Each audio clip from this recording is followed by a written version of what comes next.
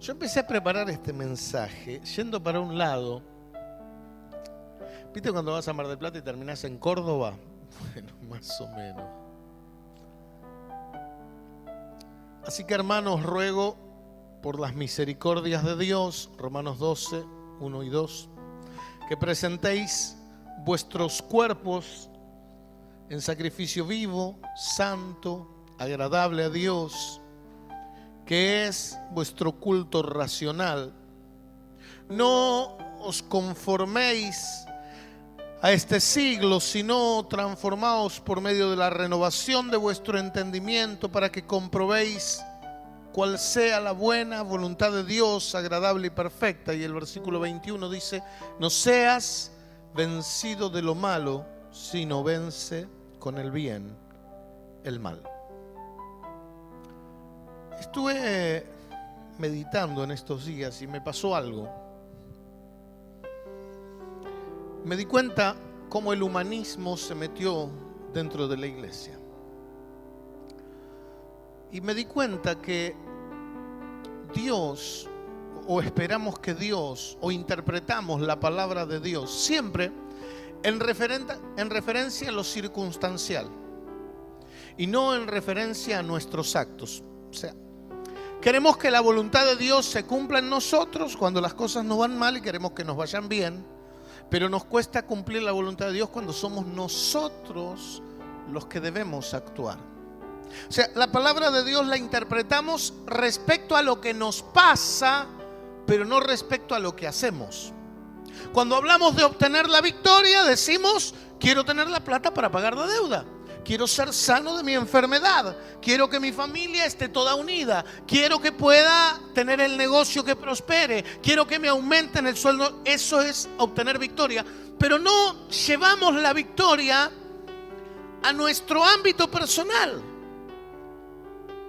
en nuestro maltrato con el otro, en nuestro mal pensamiento con el otro, en las ataduras con las que vivimos, en los vicios con los que estamos atados. Ahí no hay problema. O sea, si yo tengo la capacidad, no yo, pero pensamos, parecería, yo tengo la capacidad de convivir con mi pecado. En definitiva, la gracia es suficiente. Lo que no tengo la capacidad de convivir con mis miserias. Ahí necesito la intervención inmediata de Dios. Parece que comprobar la buena voluntad de Dios significa que las cosas me vayan bien y no que yo haga bien las cosas o que yo sea lo que Dios quiere que yo sea.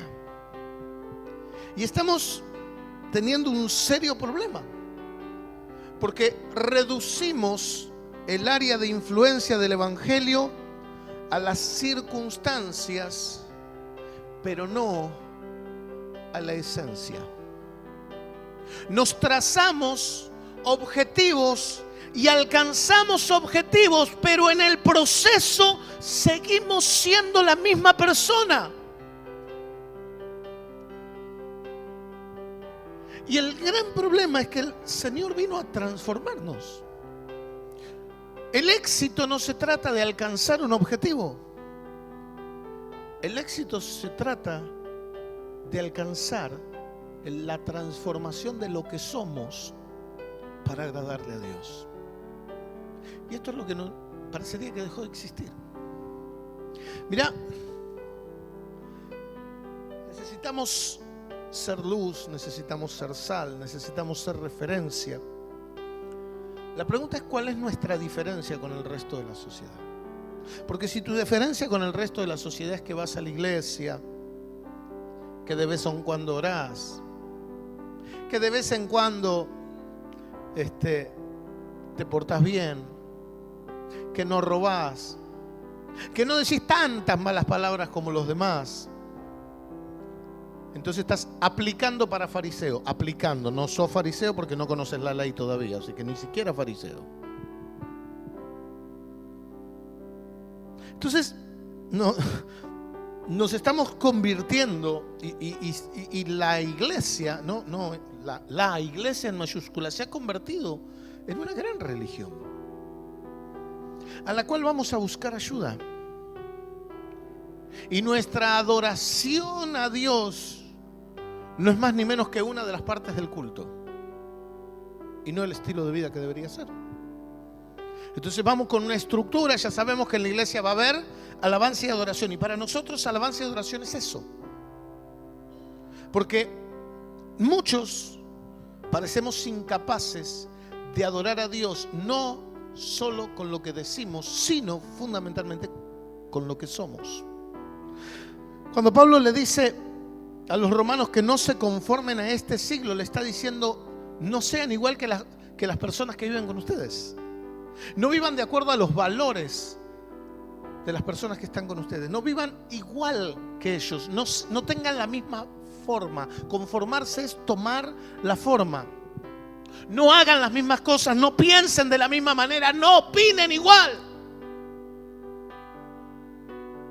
Y hay un enorme sector de cristianos que piensan, hacen y opinan igual que cualquiera. Miren, hasta me estoy encontrando con, bueno, ellos se autodenominan pastores, obispos, y estamos hablando no gente emergente del evangelio de hace 15 días. Estamos hablando de personas que teóricamente tienen muchos más años, mucho más conocimiento y mucho más experiencia y trayecto en el evangelio que yo y que cualquiera de los que estamos acá.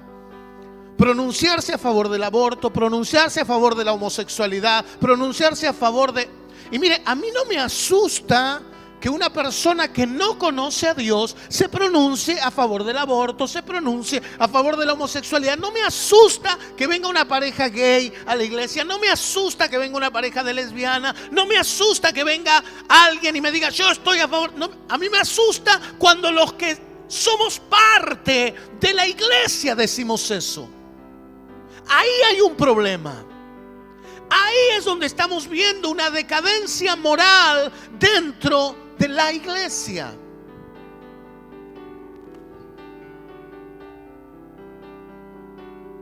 Vivimos en una sociedad que le ha dado la espalda a Dios.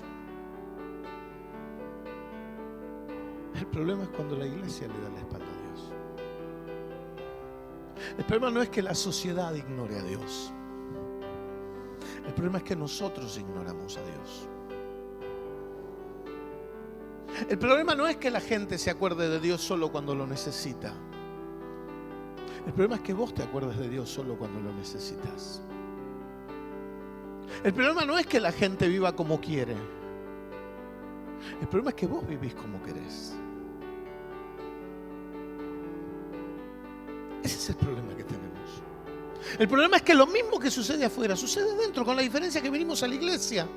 A veces para acallar nuestra conciencia, a veces para sentirnos en paz con nosotros mismos. Pero la verdad es que no hay una renovación en nuestro entendimiento y en nuestra mentalidad. Dice, tienen que ser renovados en sus pensamientos para comprobar la voluntad de Dios. Y la verdad es que cristianos y no cristianos pensamos de la misma manera. Y me asusta.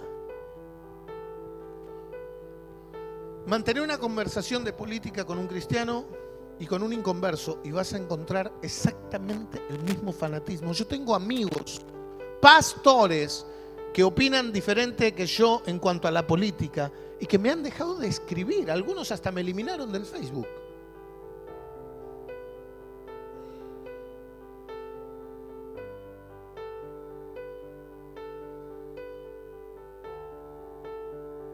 Tengo personas que se han ofendido por la postura en contra del aborto. Cristianos.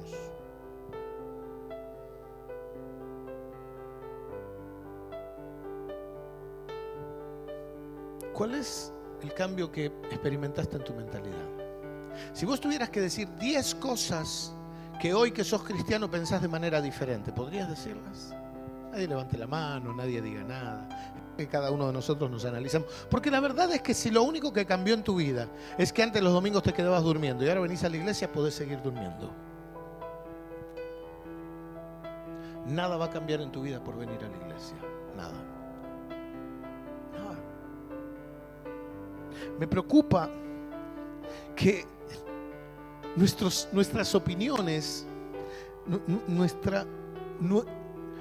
nuestro modo de ver la vida sigue siendo igual. No permitimos, porque el problema es que no permitimos que el Espíritu Santo realice el proceso de transformación en nosotros. Nosotros queremos aceptar todo lo que nos gusta, pero no queremos dejar que Él sea el Señor de nuestra vida.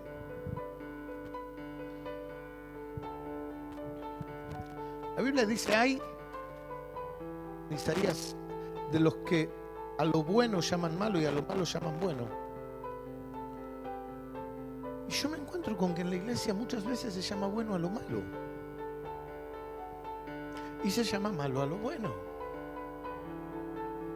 so pretexto de un montón de cosas. Un montón de cosas.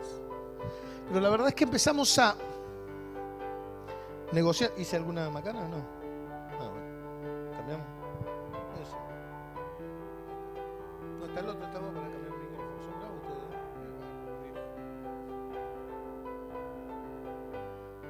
¿Qué pasaba? ¿No se escuchaba? Yo me escuchaba bien acá.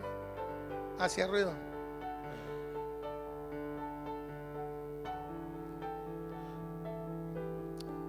Tenemos un problema porque ¿sabe cuál es el tema? Es interpretativo. Nosotros queremos interpretar lo que nos parece que está bien y lo que está mal, y no tenemos que interpretar. Nosotros tenemos que aceptar lo que dice Dios. No es una cuestión. No, bueno, en realidad acá le damos tanta vuelta a la palabra, la complicamos tanto, que en realidad la palabra no es la palabra, es lo que yo interpreto de la palabra. Y la palabra no es para ser interpretada, es para ser creída. Claro, hay que estudiar, claro, hay que entender, claro, hay que interpretar, pero se interpreta a la luz de la misma palabra, no a la luz de lo que yo opino. Porque si yo soy el dueño de la verdad, miren, están todos en el infierno. A veces reducimos lo malo a cosas realmente graves. ¿Sí? Vos cuando hablas con él, no, yo no robo, yo no maté a nadie. Hay una lista en Gálatas 5:19. Una, tan simple, que dice que manifiestas son las obras de la naturaleza pecaminosa o carnal, se conocen bien. Acá tengo una versión diferente. Y son inmoralidad sexual. A los jóvenes, tener relaciones sexuales antes de estar casado no está aprobado por Dios. La sexualidad es para dentro del matrimonio. Se terminó. Y si yo tuve relaciones, no hay problema, te vamos a perdonar, te vamos a ayudar, vamos a orar por vos, pero está mal. No, bueno, pero pastor, usted es muy anticuado. Hoy en día los chicos necesitan conocerse. Y por ahí hay un predicador muy famoso que tiene la iglesia repleta de gente en este momento que le aconseja a las parejas de novio a conocerse sexualmente para no encontrarse con sorpresas después que se casan. Y la iglesia está repleta, y es un pastor famoso y vendió miles de libros en todos lados. La verdad es que la Biblia dice que no. El sexo fue creado por Dios para vivirlo dentro del matrimonio. Todo lo demás es inmoralidad sexual. Querido amigo, si vos mirás con ojos libidinosos a las chicas que pasan ligeritas de ropa, eso es inmoralidad sexual.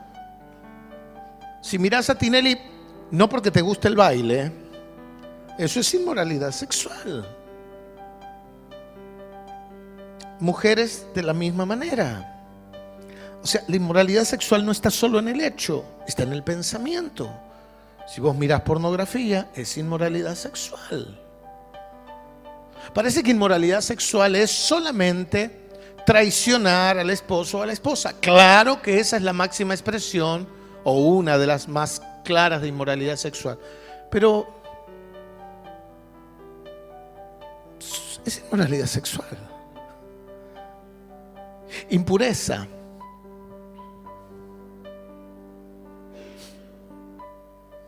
Libertinaje. Y a ver, no está hablando un pastor pacato que vive en un estado religioso, pero la verdad es que nos hemos, como dicen los pibes, nos fuimos a la banquina. Una cosa es ser legalistas. Ahora, con el tema de no ser legalistas, la iglesia se está volviendo libertina. Y déjenme decirle, yo prefiero un legalista que un libertino. El legalista está un poquito más cerca de cambiar que el libertino. Y la verdad que con esto de no seas legalista, no seas legalista, y yo soy el primero que acusa y señala el legalismo, aclaro. Yo soy el primero que ha luchado contra la religiosidad que busca cambios externos y no internos. Yo estoy totalmente en contra del legalismo, pero cuidado que no sea que por luchar contra el legalismo estemos luchando a favor del libertinaje. Cuidado. Idolatría. No, pastor, yo ya tiré todas las estampitas de mi casa. Bueno, sacá la foto de Messi también, por las dudas. Bueno, ahora ya la sacaron todos, seguro. No le quedó a nadie.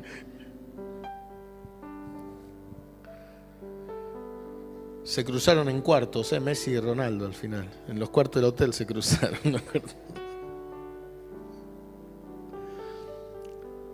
Idolatría a veces es nuestro hijo, nuestra hija, al que no tenemos el valor de ponerle los límites, de decirle no, de decir eso no se hace. Ay. Idolatría. Idolatría es cuando por darle el gusto a mi hijo dejo a Dios, dejo la iglesia, dejo las cosas, dejo el servicio.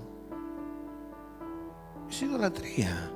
A veces tenemos idolatría con el dinero. Hello. Mamón.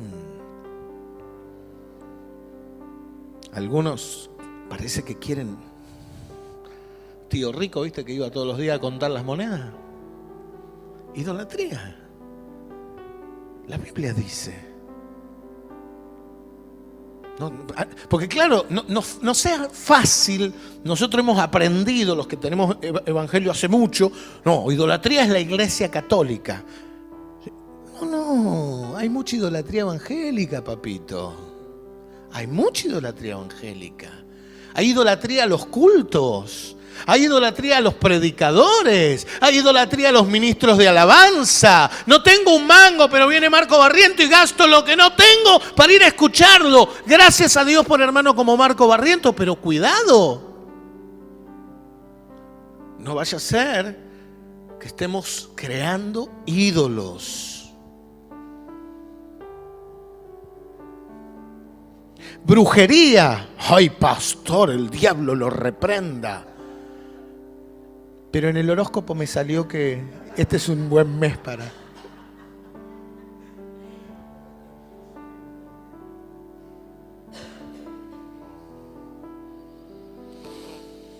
Y ahora entramos en el terreno, estas eran las, ¿viste? Ahora entramos en el terreno de lo problemático.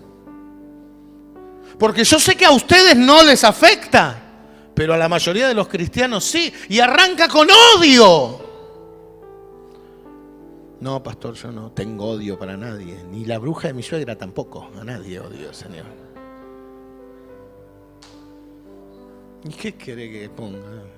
No, suegra no. La cuido a la suegra. Yo la cuido así como está, le llevo flores al cementerio y todo. No la cuido. Bueno, y por eso, ¿qué quiere? Pero son mi mamá. Habría que preguntarle a ella en todo caso. Odio a tu ex pastor. Odio a tu ex líder, ese desgraciado que no te dejó crecer en la iglesia. Odio a ese que se fue y dividió la iglesia y se llevó a la gente. Odio. Bronca, resentimiento. Ahora dice, hay una palabra acá que es molesta, discordia, que no puedo estar en desacuerdo. No. Os ruego que haya entre ustedes un mismo sentir. Y si alguien siente algo difícil, tiene que ser algo diferente, tiene que ser por revelación del Espíritu Santo. Hermanos, vamos a hacer una tarea evangelística. Yo disiento con usted, yo no estoy de acuerdo. No, me parece que está mal eso. Discordia. Pelea. Ay, ¿viste el pastor hoy cómo vino con los chupines? Mirá, se quiere hacer el pendeviejo, míralo. Y genero, ¿viste? Llevo y traigo, llevo y traigo, llevo y traigo. Parezco delivery de noticias.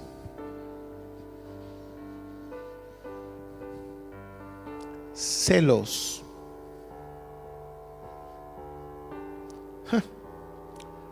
Ese tiene 2 meses en la iglesia y mira, está haciendo cosas. Ya hace 10 años que estoy en la iglesia y no me dejan hacer nada. Yo sé que ninguno de ustedes sufre de esto. Arrebatos de ira. ¿Quién se enoja, pastor? ¿Quién? Dígame quién se enoja. Sí, varios se asustaron. Sí. Es para despertarlo un poco, porque algunos están así, ¿viste? Están cabeceando, entonces ahí. No falta el que dice, ¡gloria a Dios! Dice, ¿viste? Claro. Arrebatos de ira. Rivalidades. Disensiones. Sectarismos. Envidias, borracheras, orgías. Y como por si lo tuyo no quedó, dice, y cosas parecidas, etcétera, etcétera. Y dice algo que parecería destruir el argumento de la hipergracia, parecería exterminarlo en el momento, así, ¡crack! Dice, les advierto ahora, como lo hice antes, que los que practican tales cosas no heredarán el reino de Dios, punto. Y la hipergracia, bien gracia. En cambio, el fruto del Espíritu es amor, alegría, gozo, paz, paciencia, amabilidad, bondad, fidelidad, humildad, dominio propio. Y no hay ley que condene estas cosas. Los que son de Cristo han crucificado la naturaleza pecaminosa con sus pasiones y deseos. Ahora, se predica, bueno, pastor, yo estoy en la carne todavía. ¿Qué va a ser? El espíritu está dispuesto, pero la carne es débil. Y nos conocemos todos los versículos que justifiquen nuestros errores. Pero hoy quiero hablar de una enorme diferencia. Dice en 2 de Pedro 2:19, les prometen libertad y son ellos mismos esclavos de corrupción, porque el que es vencido por alguno es hecho esclavo del que lo venció. Esta prédica de está todo bien, no importa lo que hayas hecho, y yo creo en la gracia, yo soy salvo por gracia. Si no fuese por gracia, yo no tendría nada que hacer en este lugar, porque nunca mis actos van a merecer el perdón de Dios. El problema no es caer en pecado. El problema es ser esclavo del pecado. Entonces, si alguno acá me dice, pastor, yo la verdad tengo que confesar, nadie lo diga, yo tengo que confesar que yo una vez miré a una mujer con lascivia. Una sola vez en toda mi vida y nunca más lo hice. No hay ningún problema. Si te arrepentiste, el Señor ya te ha perdonado. No tengan ninguna duda. El problema es cuando cada vez que salís a la calle miras a una mujer con lascivia. Cuando a cada mujer que se te cruce la miras con lascivia. Ahí está el problema. Porque ahí no caíste en pecado, ahí sos esclavo del pecado. Pastor, yo debo confesarle que un día me quedé, una vez, fue una sola vez que me quedé con dinero que no me pertenecía. Ok, ¿ya te arrepentiste? Sí, pastor. No hay ningún problema. ¿Cuál es el problema? La sangre de Jesucristo es poderosa, Él te ha perdonado. Pero fue mucho dinero, pastor. No hay problema. Pero mucho dinero, no hay problema. ¿Usted cree que Dios me perdonó? Estoy seguro. El problema es cuando todos los días te quedas con plata que no es tuya. Ahí no caíste en pecado. Ahí sos esclavo del pecado. Entonces, hay una diferencia entre caer en pecado, que significa vivo fuera del pecado, y errores, mi propia humanidad, mi naturaleza que aún no ha sido completamente transformada, mis descuidos espirituales me hacen caer. Eso es un tema. Pero otra cosa es cuando yo soy esclavo, cuando el pecado forma parte normal de mi vida rutinaria. Ahí hay un problema. Porque los que practican tales cosas, los que viven haciendo eso, los que continuamente hacen eso, los que son esclavos del pecado, no heredarán el reino de Dios. Y ahí está el problema. ¿Dónde estás viviendo? Fuera del pecado. Y a veces te caes o dentro del pecado y asomar la cabeza para venir a la iglesia. ¿Dónde estás viviendo? Cuando vivimos dentro del pecado, dice: si alguno es vencido, es hecho esclavo del que lo venció. La pregunta es: si vos sos esclavo del pecado, entonces Cristo no es tu Señor. Es un mensaje con pocos gloria a Dios, con pocos amén, con pocos aleluya. Poca gente levanta la mano solo para tirarme una piedra. Pero, ¿sabe? Este no es un mensaje de juicio. El juicio viene por la falta de estos mensajes en la iglesia. El juicio viene por la falta de estos mensajes. Este mensaje no trae juicio. Este mensaje tiene la intención de despabilarnos, de despertarnos, de decirnos: tengo que salir.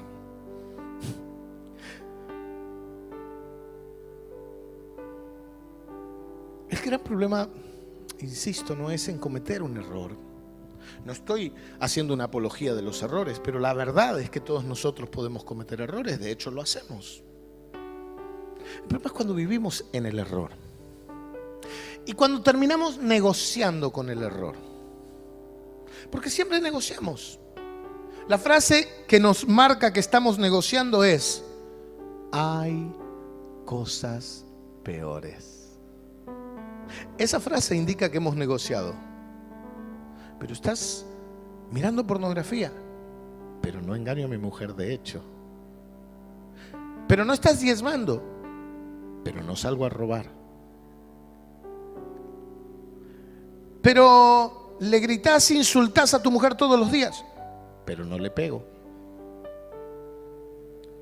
Estás faltando a la escuela y no le dijiste a tus papás. Sí, pero no tengo relaciones con el chico. ¿Tener relaciones con el chico? Sí, pero me cuido para no quedar embarazada y no abortar. Siempre hay cosas peores.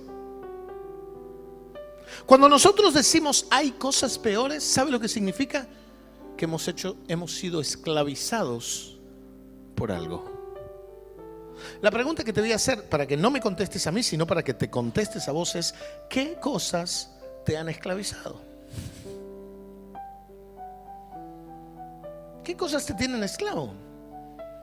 Un mal pensamiento te puede tener esclavo. Yo amo a todos, pero a ese. ¿Qué cosas? Hay muchos pecados modernos. Acá en Argentina padecemos de un pecado moderno que se llama racismo. El otro día tuve una experiencia acá. Problema. Ay, no, pastor, hay dos cosas que yo no soporto: el racismo y al negro de porquería de acá a la vuelta. Así somos.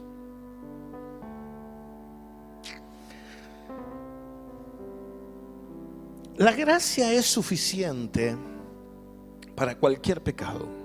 Pero cuando vos vivís en pecado, hay un espíritu que te está dominando, que te está controlando, que te está aprisionando y que te impide acceder a la gracia. No accedes por voluntad propia. Los que practican tales cosas, volvemos a lo mismo, el tema practicar, el tema ser esclavo. La gracia es suficiente, pero para la gracia ser suficiente, Jesucristo tiene que ser tu Señor. Pero si tu Señor es un espíritu que te lleva al pecado, Cristo no es tu Señor. Entonces, la gracia no es un regalo de Dios que te lleva al cielo sucio y mugroso. La gracia es el proceso de Dios en tu vida, en la cual sos lavado, sos limpiado, sos preparado, sos santificado para encontrarte un día cara a cara con tu Dios. Esa es la gracia. La gracia no es vivo en pecado, me revuelco en la inmundicia, vivo como quiero y por gracia de Dios ¡plop!, aparezco en el cielo. Yo escuché gente hablar de eso. Un tipo es asesinado por la policía en el momento en que está violando a un chico de 5 años y por gracia se va al cielo. No es eso la gracia, eso es una desgracia. La gracia te hace libre, no te deja esclavo. La gracia te hace vencedor, no te hace un derrotado. La gracia te permite vivir en santidad, no en contaminación. La gracia transforma tu vida. Cuando sos afectado por la gracia, tu manera de pensar cambia, tu manera de vivir cambia, tu manera de manifestar cambia. Creemos que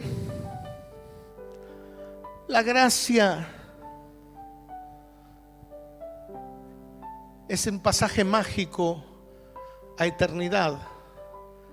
Porque total, Jesús ya cargó con todo y listo, no hace falta. Quiero decirte algo. Se llama gracia porque nunca lo podríamos pagar.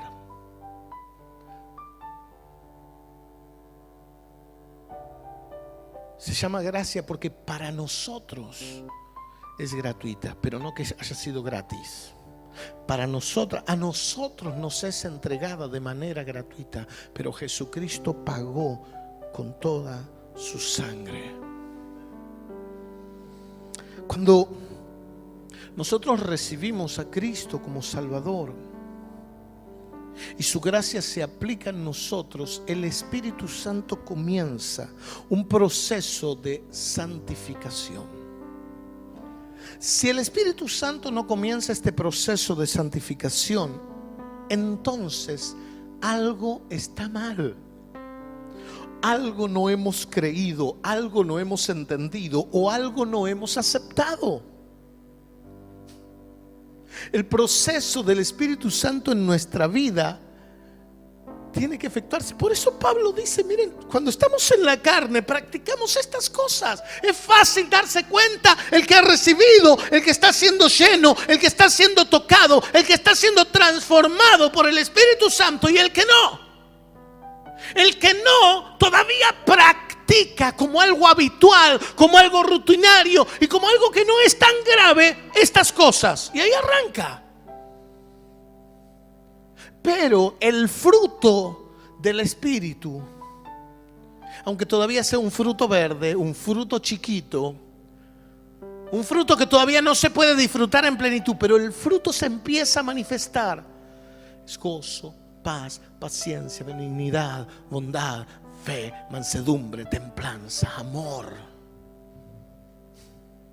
Esto es el fruto del Espíritu. Si estos frutos no surgen, si yo tengo que disfrazarme de un árbol que da frutos, si yo tengo que simular los frutos, entonces significa que el Espíritu Santo no está actuando en mi vida. No te esfuerces por manifestar frutos. Esforzate por ser lleno del Espíritu Santo y Él se va a encargar de los frutos. El problema es que nosotros nos preocupamos más por manifestar frutos que por ser llenos del Espíritu Santo. Entonces hacemos casi un trabajo de control mental. Tengo que estar tranquilo, tengo que estar tranquilo. no tengo que mandar a miércoles. No tengo. Y hay un estado de concentración mental. Entonces simulamos, y por un tiempo simulamos tener frutos, pero no los tenemos. Es como una especie de arbolito de Navidad, ¿viste? Vos lo ves con todas las bolas y decís, ay, mira cuántas cosas, nada es real, es todo imaginario. Nosotros a veces parecemos eso, no tenemos fruto. Alguien viene y nos cuelga algunos frutos para que parezca, pero no es. ¿Y cómo hacer, Alberto? Buscando cada día del Espíritu Santo. Porque la llenura del Espíritu Santo en tu vida va a ser que sus frutos se produzcan en ti. Simple. Si nuestra mente, si nuestros pensamientos no han sido transformados, si seguimos pensando de la misma manera, opinando de la misma manera, hablando de la misma manera, entonces lo que tenemos es solo una religión dominical. Dice 2 Timoteo 2:19, pero el fundamento de Dios está firme teniendo este sello: conoce el Señor a los que son suyos, y apártese de iniquidad todo aquel que invoca el nombre de Cristo. ¿Saben? Algunos se ofenden con este tipo de mensajes, pero la verdad es que este mensaje es Dios diciéndonos: basta. Basta de vivir así. Quiero que compruebes que mi voluntad es buena, agradable y perfecta, no porque te van a pasar cosas buenas, sino porque vos vas a ser lo que yo quiero que seas, dice Dios. Porque no se trata de lo que nos pasa, se trata de lo que somos. No vinimos a esta vida a ser exitosos, vinimos a esta vida a ser transformados. No vinimos a esta vida a alcanzar objetivos, vinimos a esta vida a alcanzar estatura en Cristo. No estamos en este mundo para satisfacer nuestros deseos de autos, casas, dinero y vacaciones. Estamos en esta vida para alcanzar la plenitud de Cristo en nuestros corazones. Entonces estás diciendo que está mal el auto, la casa y las vacaciones. No, ¿cómo voy a decir eso? Tengo auto, tengo casa y me voy de vacaciones. Digo, ese no es el objetivo de mi vida. Ese es el extra. Las demás cosas vendrán por añadidura. Eso, la añadidura de Dios. Pero en lo central de Dios es su reino, su justicia en mi vida. Si vos lográs entender eso, vas a ser ese tipo de personas que pueden influir en la sociedad y que hace que otros conozcan a Cristo. Si no, vas a vivir en una esterilidad espiritual extraordinaria y probablemente un día te mueras y te des cuenta que el gordito tenía razón, y eso va a ser triste. Ponte de pie. Estamos viviendo en un mundo donde las personas no tienen valor, tienen precio. Las personas no tienen más valores, ahora tienen precio. Antiguamente las personas eran incorruptibles. Hoy no estoy tan seguro. ¿Y vos? ¿Cuánto le costaría al diablo sacarte de la iglesia? ¿Cuánto le costaría al diablo que engañes a tu esposa? ¿Qué tan difícil es para el infierno ganarte un round? ¿Qué tan difícil es para el infierno esclavizarte con algo?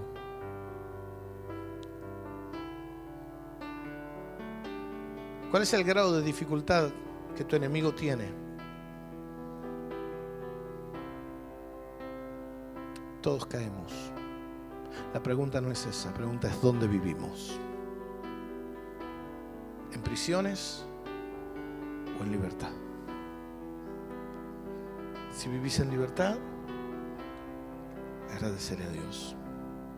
Pero si vivís en prisiones, tal vez este sea un buen día para salir de ellas.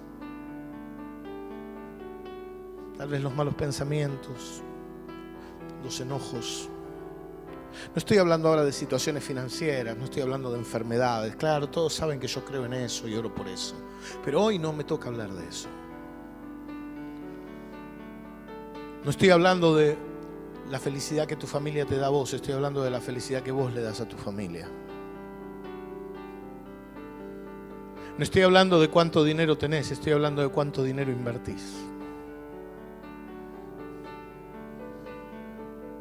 Estoy hablando de cuánto de tus pensamientos están alineados con la voluntad y con el pensamiento de Dios. Básicamente no estoy hablando de lo que te pasa, estoy hablando de tu esencia, de tu sustancia. Porque no es suficiente hablar reino, palabra tan de moda hoy. Es necesario manifestar reino. Porque hablar habla cualquiera, manifestar no. Cerra tus ojos.